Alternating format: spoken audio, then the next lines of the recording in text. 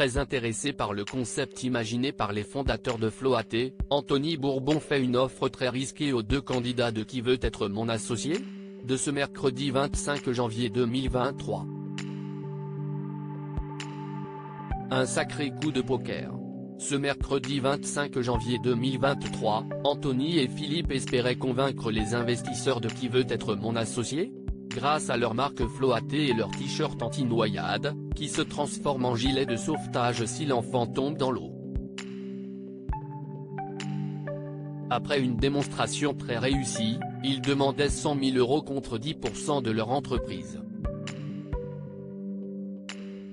Quelques instants de réflexion plus tard, Anthony Bourbon prend la parole. « Moi je vous propose 100 000 € pour 20%, mais si vous écoutez les autres propositions, je retire mon offre. Donc soit vous les acceptez tout de suite, soit vous perdrez mon offre », lance-t-il, très sûr de lui. Qui veut être mon associé ? L'offre d'Anthony Bourbon fait beaucoup réagir. CIST du jamais vu, réagit, très surpris, l'un des deux entrepreneurs alors que les autres investisseurs tentent de minimiser l'effet de cette annonce. Je pense qu'ils ont quand même envie d'écouter la proposition d'un sportif, assure, confiant, Blaise Matuidi. Mais Anthony Bourbon ne se démonte pas. CIST à vous de voir. Soit on veut réfléchir, soit on veut aller vite.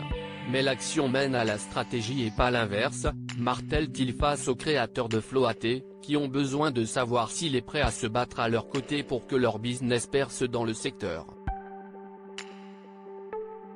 Créer des marques CIST ma spécialité. Je pense, honnêtement, être le meilleur investisseur en France, aujourd'hui, pour vous accompagner et vous ouvrir les réseaux de distribution. La mission est magnifique. Si on deal maintenant on sera ravi d'avoir fait quelque chose d'exceptionnel, a-t-il renchéri pour les convaincre. Les créateurs de Floaté tentent le tout pour le tout. Anthony et Philippe ont alors pris quelques instants à l'écart pour se concerter. Mais CIST un braquage à l'italienne qu'il nous fait, là, remarquent-ils en sortant du plateau. Les autres investisseurs sont partagés sur la méthode d'Anthony Bourbon.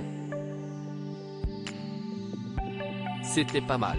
Je trouve que CIST intelligent, la preuve, ils sont partis réfléchir. Sinon, ils seraient restés, complimente Delphine André. Éric Larchevêque espère encore avoir ses chances, ils n'ont pas voulu t'humilier, donc ils ont fait semblant d'aller discuter. Mais je pense que CIST impossible qu'il accepte. Quand Jean-Pierre Nadir s'imagine, lui, vaincu d'avance, il m'avait l'air intéressé.